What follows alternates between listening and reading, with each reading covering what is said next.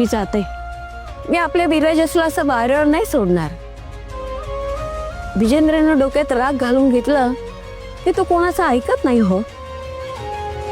त्याच्यामुळे काय वाटायला येते पोरांच्या.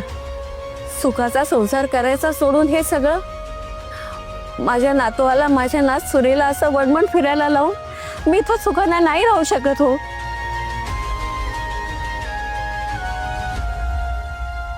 आई, राघवा चल आपण जाऊया. चल. आई शांत हो तू. कशी शांत हो. माझा नातू तिकडे. चल आपण त्याच्याशी जाऊन बोलू.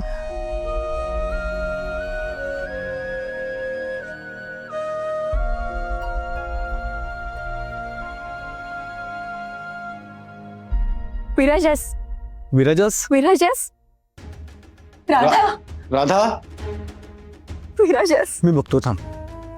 राधा, विराजस.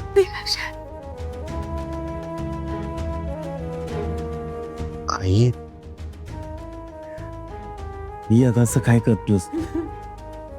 शांत हो ना. रडू नकोस ग आई तू. आई,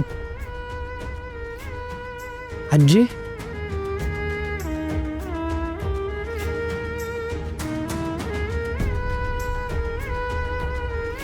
विराजस विराजस.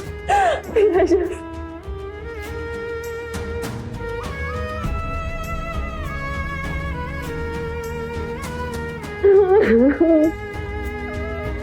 आजी,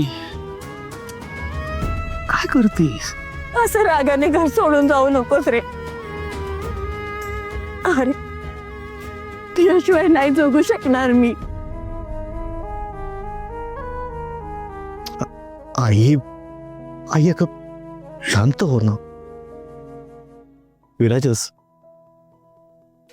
मी काय म्हणतो, तुम्ही दोघे इथेच राहाल असा काही मार्ग नाही आहे का रे.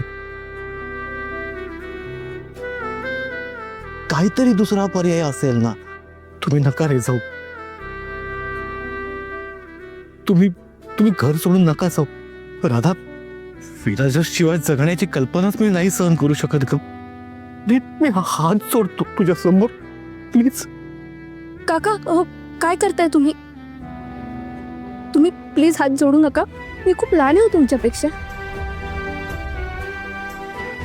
चाचू, आम्ही कुठेही जात नाही आहोत. राधाने अडवलंय मला, समजावलंय.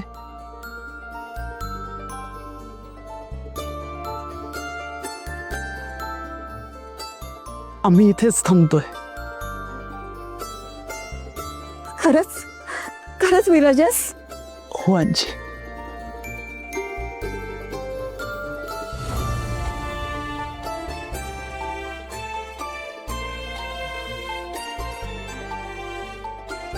चाचू, चाचू.